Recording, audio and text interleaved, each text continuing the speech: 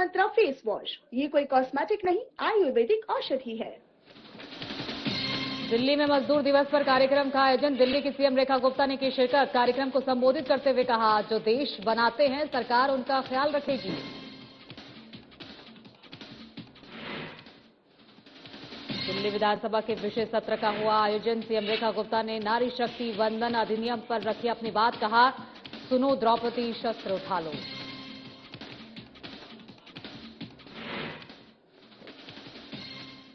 दिल्ली में जीजीएसआईपीयू का दीक्षांत समारोह का हुआ आयोजन। सीएम रेखा गुप्ता ने की कार्यक्रम में शिरकत। सीएम रेखा ने किया सभा को संबोधित।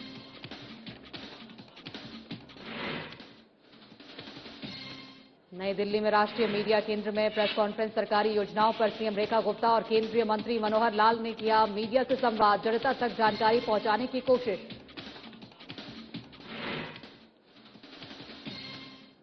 दिल्ली की सीएम रेखा गुप्ता का बयान। कहा, विरासत और आधुनिकता के संगम को मिली नई दिशा। दिल्ली को किया जाएगा मजबूत पर्यटन हब के रूप में विकसित।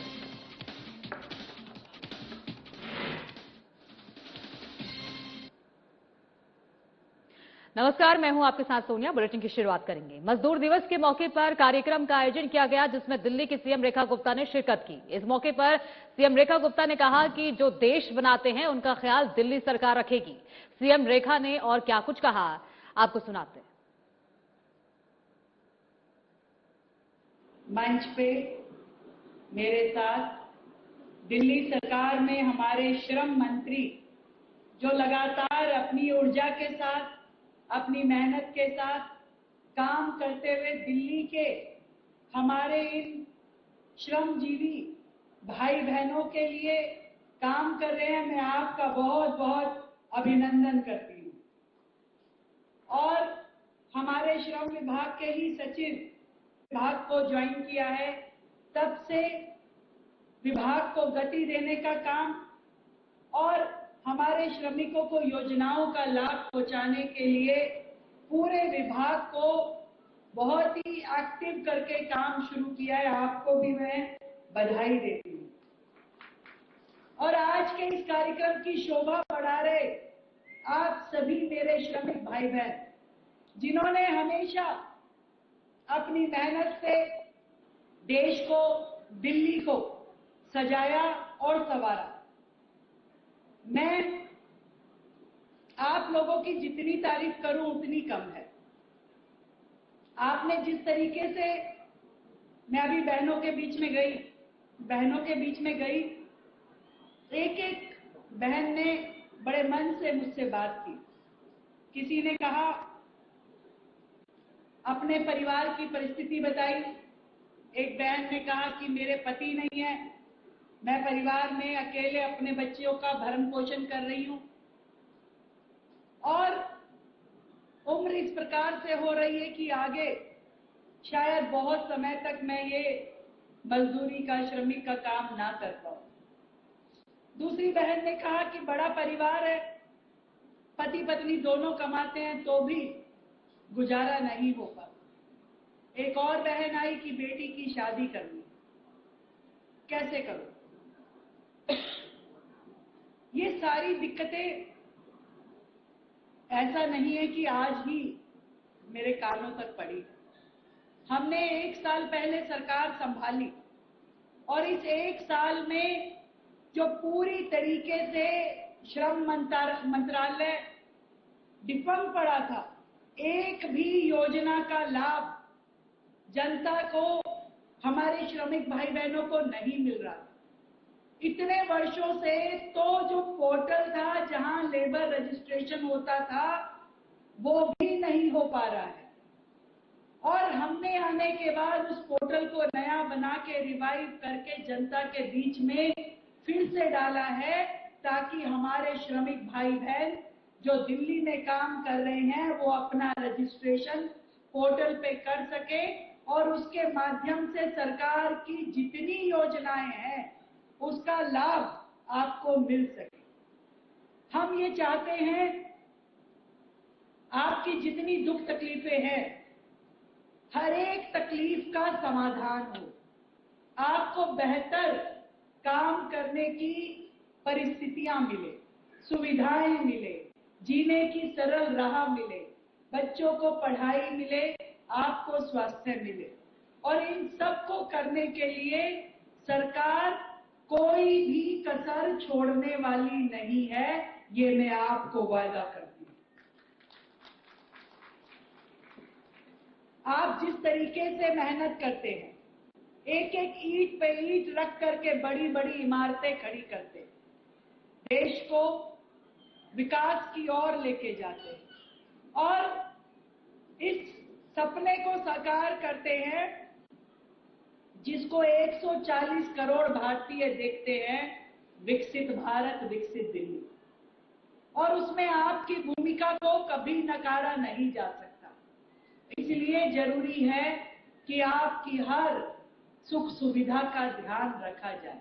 और आदरणीय प्रधानमंत्री नरेंद्र मोदी जी तो हमेशा से हमारे श्रमजीवी भाई बहनों के लिए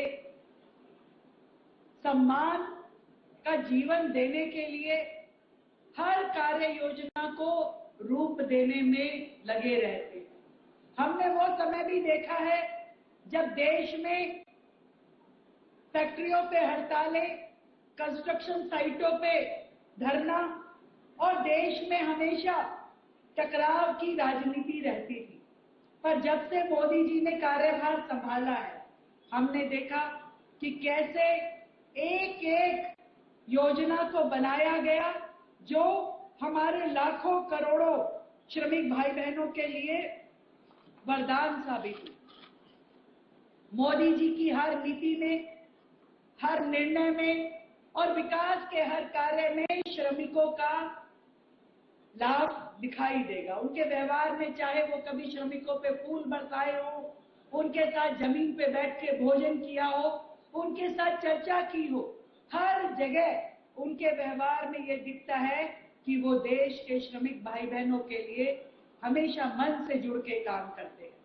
हमने वो भी देखा मोदी जी ने कैसे श्रमिक भाई बहनों के चरण धो के उनका सम्मान किया कि आज उनके कारण से ही चाहे हमारी आस्था के प्रतीक प्रभु श्री राम का मंदिर बना हो या बड़ी बड़ी इंडस्ट्री, बड़ी बड़ी बिल्डिंग, बड़े बड़े ऑफिसेज बने हो।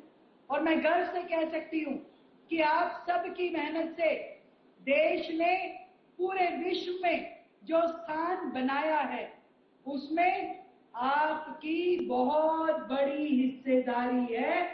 चाहूंगी कि एक बार जोरदार तालियों से आप सभी लोग अपना अभिनंदन करें।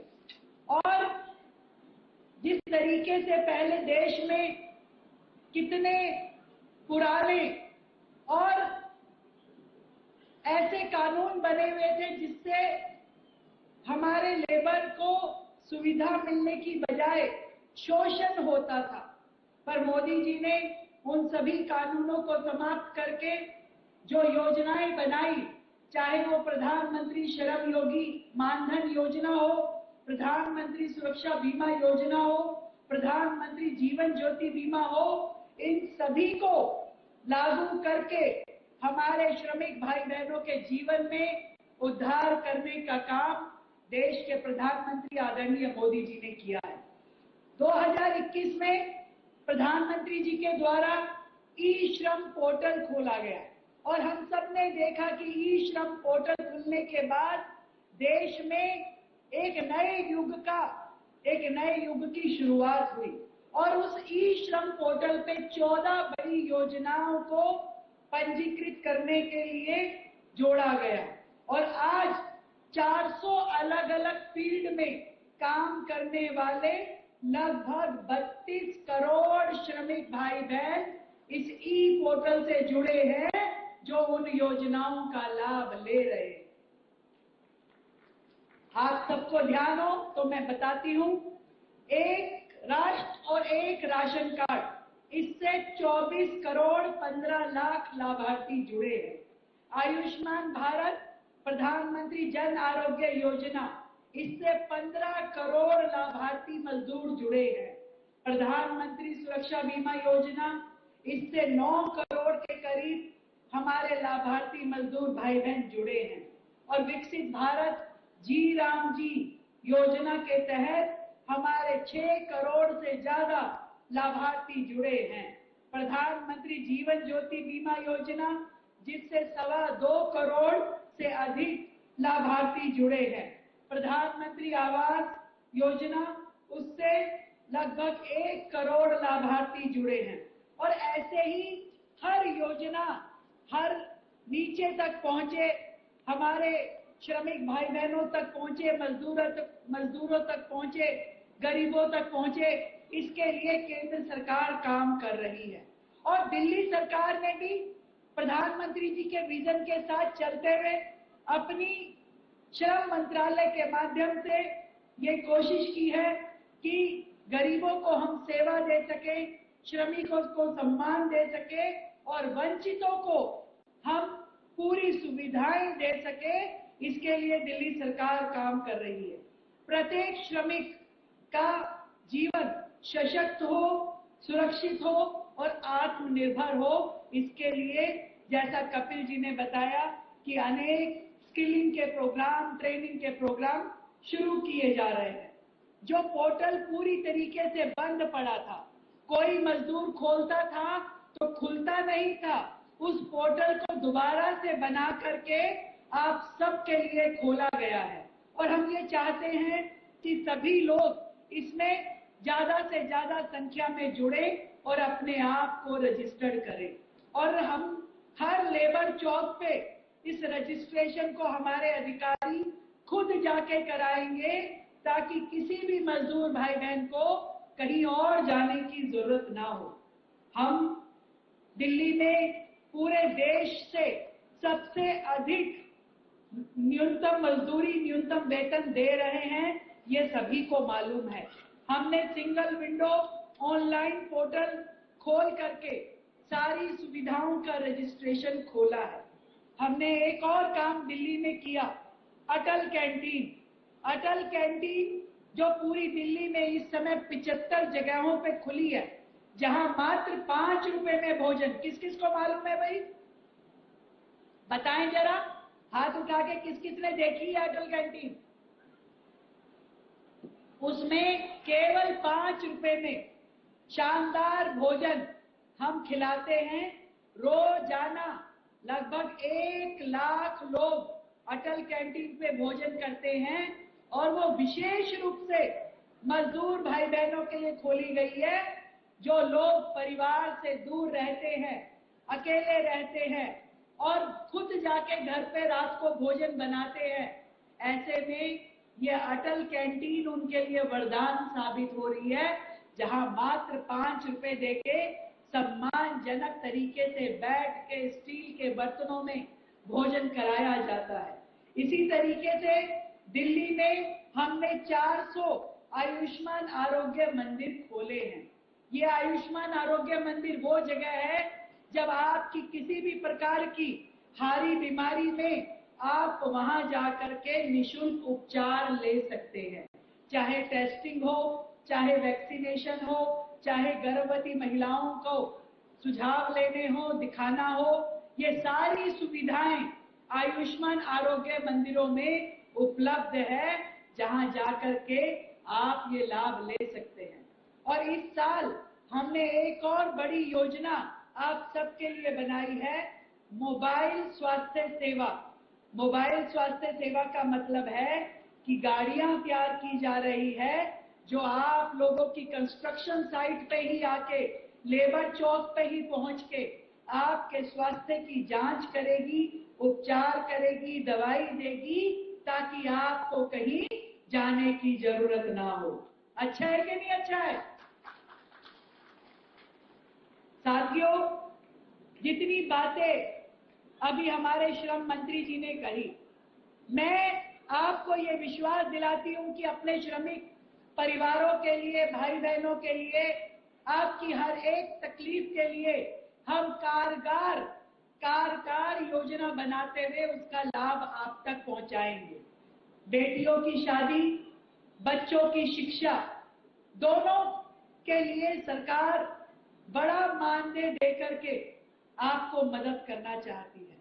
इसी तरीके से हमारी गर्भवती बहनें, उनके भी स्वास्थ्य को देखते हुए हर गर्भवती बहन को सरकार की ओर से मानदेय दिया जाना अभी शुरू हो रहा है, जो आप तक पहुंचेगा। और साथ ही जो बात गरीब बेटियों की शादियों की, हम सरकार की ओर से सीधा माँ बाप को भी पैसे देंगे और सामूहिक विवाह, साल में 2 बार सामूहिक विवाह, जिसमें हमारे मजदूर परिवारों की बेटियों को वहां शादी करके सारी की सारी व्यवस्थाएं करके स्वयं उनका कन्यादान करेंगे, ये भी हम शुरू करेंगे।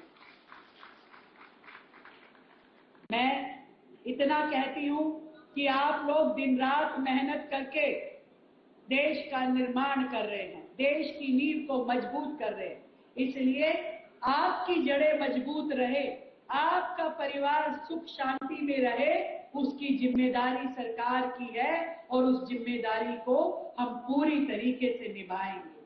आपको कोई तकलीफ ना आए। और जितनी योजनाएं हैं, जैसे अभी गर्मी का मौसम है, हमने एक एक इंडस्ट्री को, फैक्ट्री को, कंस्ट्रक्शन साइट के ओनर को ये कहा है, किसी भी मजदूर भाई बहन को दिक्कत ना आए, उनको दोपहर के समय ब्रेक मिलना चाहिए, उनके पानी की, शौचालय की, आराम की व्यवस्थाएं होनी चाहिए, ताकि कोई भी परेशानी आपको ना हो। मैं अपनी बहनों से विशेष रूप से कहना चाहती हूँ, जो विषय आपने मुझे बताए हैं, मैं आपकी तकलीफ के हर विषय पे सरकार की ओर से योजना बना के जल्द आप तक पहुंचाऊंगी। आप इस बात का विश्वास रखिए।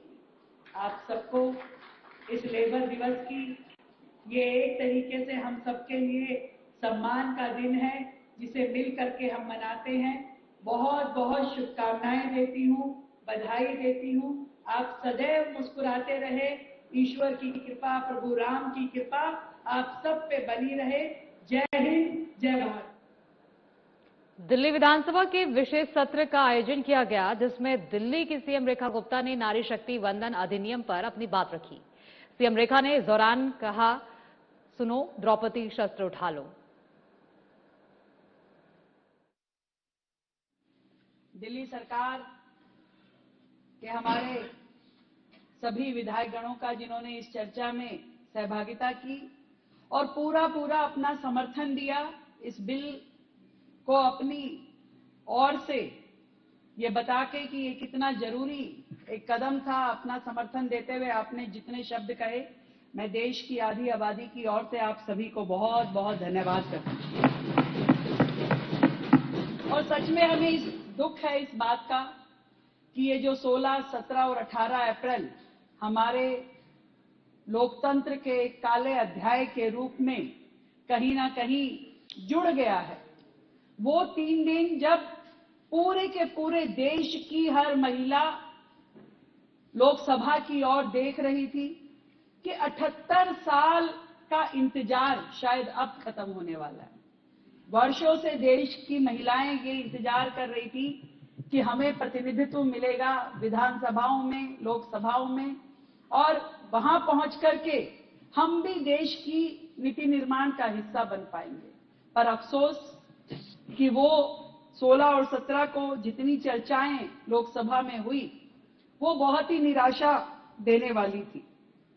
क्यों जरूरत पड़ी इस महिला आरक्षण की? ये एक बहुत बड़ा प्रश्न हमारे समाज के आगे बार बार आता है।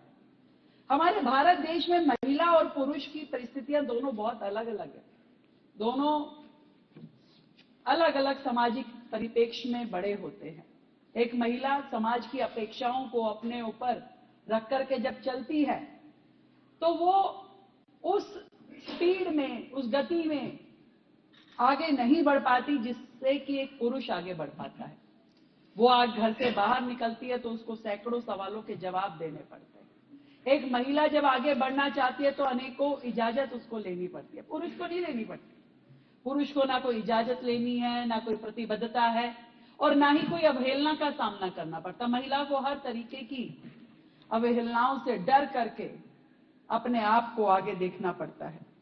और ऐसे में जब संविधान हमें जमीन देता है, पार्टी हमें मौका देती है और जनता अपना आशीर्वाद देती है, तब जाकर के कोई व्यक्ति जनप्रतिनिधि बनता है, तब जाकर के कोई व्यक्ति जनप्रतिनिधि बनता है। मैं अपनी बात कहती हूं, संगठन में पार्टी ने हमें मौका दिया, संविधान ने निगम में जो रिजर्वेशन की जमीन दी, जनता ने आशीर्वाद दिया, तब जन सेवा की इस दहलीज पे मेरे जैसी दिल्ली की एक साधारण परिवार की बेटी ने कदम रखा और यहां इस पॉलिटिकल फील्ड में मैं आ पाई। और 30 साल के अपने संघर्ष को चलते हुए मैंने दिल्ली शहर में अपनी सेवा दी और एक असंभव सा दिखने वाला, एक दुर्गम सा दिखने वाला ये रास्ता ये मैंने तय किया। इसमें हमारे नेतृत्व का, आदरणीय प्रधानमंत्री जी का बहुत बड़ा आशीर्वाद हमें मिला। पर हर पार्टी में ऐसे नेता नहीं होते, इतने बड़े दिल के लोग नहीं होते कि एक बिना किसी पॉलिटिकल बैकग्राउंड की एक साधारण महिला को मुख्यमंत्री के दायित्व से नवाज सके। नहीं होते अध्यक्ष जी, नहीं होते। और पूरे देश में लगभग 15 लाख ऐसी महिलाएं हैं जो पंचायत स्तर पे, निगम के स्तर पे चुन करके आती हैं, पर विधानसभा जाते जाते, विधानसभा तक पहुंचते पहुंचते मैं आपको बताना चाहूंगी कि 4600 सदस्य पूरे देश में विधानसभा सदस्य है, पर उसमें से मात्र 10% महिलाएं ही विधानसभा तक पहुंच पाती हैं। और इसी तरह लोकसभा तक पहुंचते पहुंचते वो संख्या इसी तरह कम रहती है। 13 से 14% आज की वर्तमान की लोकसभा में, राज्यसभा में भी इतनी महिलाएं हैं। क्या तकलीफ रहती है, क्या परेशानी होती है, क्या विपत्तियां हैं, क्या आपत्तियां हैं कि ये महिलाएं विधानसभा और लोकसभा तक नहीं पहुंच पाती? ये एक बड़ा प्रश्न है कि क्यों महिलाओं को ये मौका नहीं मिलता है। देश आजाद हुआ, देश का संविधान बना, और संविधान जब बना तो संविधान सभा की सदस्य 15 महिलाएं भी थी।